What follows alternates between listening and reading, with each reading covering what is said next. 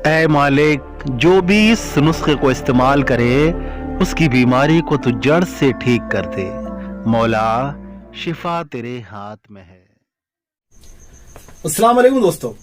आइए दोस्तों बात करते हैं आज पहले इस दुआ के साथ कि अल्लाह ताला सबको शिफा दे और जो लोग भी परेशान हैं, बीमारियों से परेशान है, अल्लाह ताला उनकी परेशानियों को दूर करे। दोस्तों आइए बात करते हैं आज मर्ज तिहाल की, या जिसको तिल्ली कहा जाता है या इसको इंग्लिश में स्प्लीन कहते हैं। आजकल बहुत ज्यादा लोग स्प्लीन के पेशेंट हैं, स्प्लीन के मरीज हैं, क्योंकि स्प्लीन एनलार्जमेंट की जो प्रॉब्लम है बहुत ज्यादा देखने में आ रही है और इसको स्प्लीनोमेगैली भी कहते हैं। तो स्प्लीनोमेगैली के पेशेंट्स बहुत ही ज्यादा हैं। वजह क्या है? वजह अगर गौर करें तो ये केमिकल बेस्ड जो खाने खा रहे हैं जिसमें केमिकल मिला हुआ है वो हमारे जिगर को और हमारी तिल्ली को दोनों को मुतासिर करता है और बहुत बुरा उस पर इफेक्ट डालता है। फिर दोस्तों तरह तरह के इन्फेक्शंस बॉडी के अंदर चल रहे होते हैं और जिस्म की जो मुदाफियत होती है, जो कुव्वत मुदाफत है, वो बहुत कम हो गई है, क्योंकि ज्यादातर एंटीबायोटिक्स का इस्तेमाल हम अंग्रेजी डॉक्टर्स, जो इंग्लिश एलोपैथी के डॉक्टर हैं, वो कराते हैं, जिनकी वजह से जो कुव्वत मुदाफियत है, आपकी जो इम्यूनिटी पावर है, वो कम हो जाती है और फिर बीमारियों का हमले होते हैं। तो फिर आपकी जो स्प्लीन है वो जरासीम को मारने के चक्कर में उसका साइज बढ़ जाता है। फिर तरह तरह के कॉम्प्लिकेशन होते हैं। तिल्ली बढ़ना खुद एक बड़ी समस्या है। जब तिल्ली बढ़ जाती है तो फिर प्लेटलेट्स डाउन रहने लगते हैं, ब्लड कम हो जाता है, भूख नहीं लगती है, हाजमा बिगड़ जाता है, तरह तरह की कॉम्प्लिकेशन पैदा होते हैं और जिस्म का जो आपका शरीर का जो वेट है वो लगातार गिरता रहता है। कुछ काम करने को मन नहीं करता, फिर धीरे धीरे आंखें भी कमजोर होने लगती हैं, दिमाग कमजोर होने लगता है। तो बहुत ये परेशान कुन एक हालत होती है। तो आज इसी का एक बहुत अच्छा इलाज मैं आपको बताने के लिए चला हूं। मैं एक चीज और बता दूं आपको कि हम एक कॉम्बिनेशन दे रहे हैं अपने पेशेंट को। कई सारे पेशेंट्स मेरे पास चल रहे हैं तिल्ली के, जिनकी स्प्लीनोमेगैली की प्रॉब्लम है। ऑनलाइन पेशेंट्स चल रहे हैं बहुत सारे। तो अब जो पेशेंट्स को मेडिसिन देंगे वो ये वाली मेडिसिन भी उसमें हम ऐड करने वाले हैं, क्योंकि ये मेडिसिन बहुत अच्छा इफेक्ट कर रही है तिल्ली के बढ़ने में, स्प्लीनोमेगैली में। तो आइए बात करते हैं कि इस नुस्खे को कैसे तैयार करना है। जो लोग इसको तैयार कर सकते हैं तो वो लोग तैयार करें जरूर और फायदा उठाएं। तो देखिए नुस्खे में जो पहली चीज है वो है, नोट कर लीजिए नुस्खा, इसमें कई सारी चीजें हैं और बनाने का तरीका भी है, तो इसको नोट कर लें साथ साथ, तो बहुत अच्छा रहेगा, आपको कहीं भूल चूक नहीं होगी। ठीक है, तो नोट कर रहे हैं। नुस्खे में जो पहली चीज है वो है चौकिया सुहागा। चौकिया सुहागा एक सुहागा ही होता है, सुहागे की एक वैरायटी कह लीजिए, एक नस्ल कह लीजिए, होती है चौकिया सुहागा। मैं यहां पर उसका पिक्चर लगा रहा हूं, देख सकते हैं आप, चौकिया सुहागा। और जो दूसरी चीज है वो है काली मिर्च। तो चौकिया सुहागा और काली मिर्च की जो मिकदार है वो है 3 तोला, यानी चौकिया सुहागा भी 3 तोला लेना है और काली मिर्च भी 3 तोला लेनी है। ठीक है, आइए अगली मेडिसिन की बात करते हैं और वो है सेंधा नमक। सेंधा नमक कैसा होता है यहाँ पे दिखा रहा हूं। इसको लाहौरी नमक भी कहा जाता है और जो लाली लिए हुए होता है वो सेंधा नमक अच्छा होता है, जिसमें सुर्खी होती है। और अगली चीज है काला नमक। काला नमक को सभी जानते हैं। और एक चीज होती है, कुछ लोग समझते हैं काला नमक चट्टानों में से निकलता है। काला नमक चट्टानों से नहीं निकलता, बल्कि काला नमक एक प्रोसेस से बनाया जाता है। कई सारी चीजें एक तरह से बिल्कुल ऐसे समझिए वो एक दवा है। काला नमक वो एक प्रोसेस से तैयार किया जाता है और वो एक अच्छी दवा बन जाती है जो हाजमे के लिए और कई सारी बीमारियों के लिए बहुत अच्छा काम करता है। तो काला नमक है, सेंधा नमक और फिर काला नमक। उसके बाद में आता है आपका नमक तल्ख। और बड़े मजे की बात है कि इसको पादा नमक भी कहा जाता है। हंसने की बात नहीं है, इसको कहा जाता है तो कहा जाता है भाई।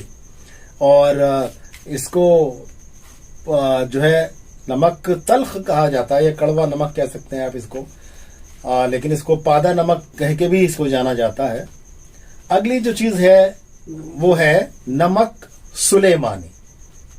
ठीक है। नमक सुलेमानी भी ये भी बनाया जाता है। नमक सुलेमानी भी ऐसे कोई मुफर्रद चीज नहीं है, बल्कि ये मुरक्कब होता है। इसको मुरक्कब तरीके से तैयार किया जाता है। तो नमक सुलेमानी लेना है। और अगली चीज जो है नमक तुआम। नमक तुआम यानी खाने का नमक। तुआम यानी तुआम खाने को बोलते हैं। तो नमक तुआम यानी खाने वाला जो नमक, ये समुद्री नमक होता है, ये लेना है हमें। ये तो हो गई नमक की बातें, जो हमें नमक कौन कौन से नमक इसमें शामिल करने हैं। अब आइए आगे बात करते हैं। तो इसमें अदरक का रस डालना है। देखिए सारी चीजें मैं बताऊंगा, इसकी मिकदार कितनी रहनी है। नमक से शुरू किया है हमने। पहले तो हमने 2 चीजों की जो तादाद बताई थी, चौकिया सुहागे की, और जो दूसरी चीज है हमारी काली मिर्च की तादाद बताई थी कि 3-3 तोला इसको लेना है। मिकदार बताई थी 3-3 तोला लेना है।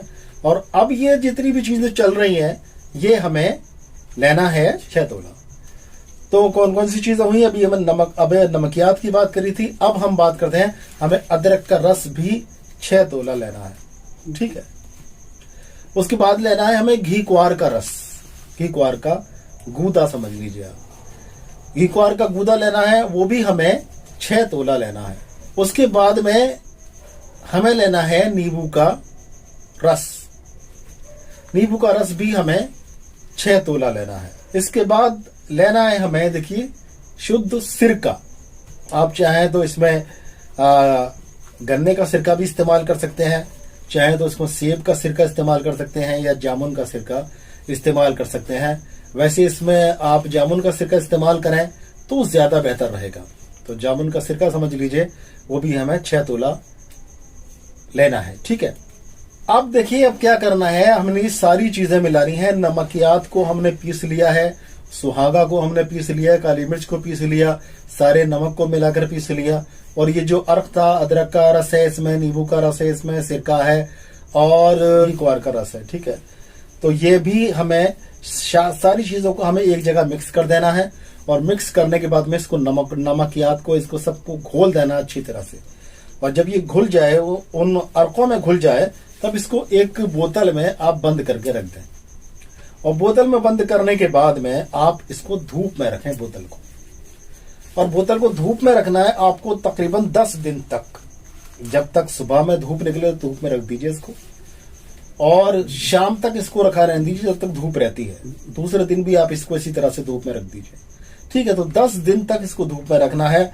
अब धूप में रखने के बाद में 10 दिन आपकी ये दवा मुकम्मल हो गई, तैयार हो गई है। ठीक है। अब आता है इसको खाने की बारी के, इस दवा को इस्तेमाल कैसे करना है। तो देखिए, दवा का जो इस्तेमाल करना है हमें, वो 1 तोला ये दवाई निकालनी है हमें।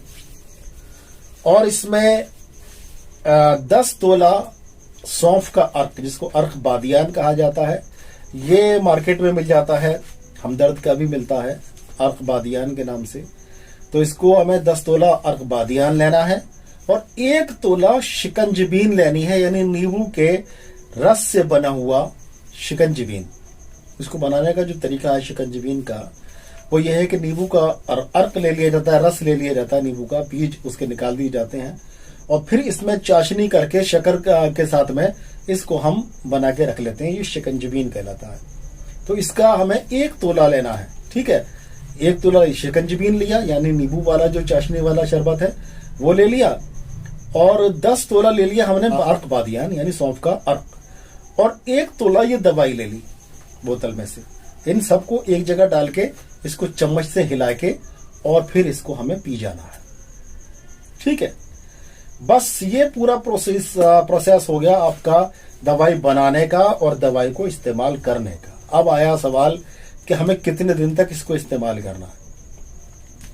देखिए, अगर जो है स्प्लिनोमेगेली थोड़ी सी बड़ी है, यानी कि 1-8 सेंटीमीटर बढ़ गई है, या 1-8 mm बढ़ गई है, 1-2 mm, 2-4-5 mm बढ़ गई है, तब तो इसका इस्तेमाल सिर्फ 15 दिन तक करेंगे आप। इंशाल्लाह 15 दिन के अंदर स्प्लीन जो है वो नॉर्मल हो जाएगी।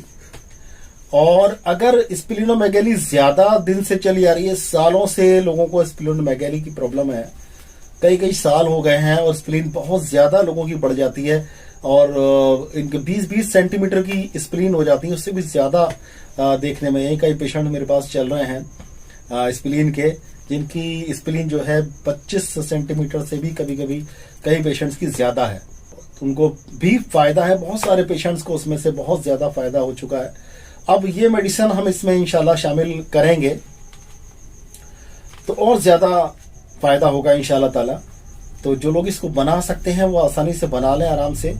और जो मेडिसिन हमने बनाई है, देखिए जितनी भी मेडिसिन मैं उस एक किट में दे रहा हूं जो स्प्लीनोमेगाली के लिए बनाई हुई है, वो सारी मेडिसिन के नुस्खे मैं अपलोड कर चुका हूं पहले ही।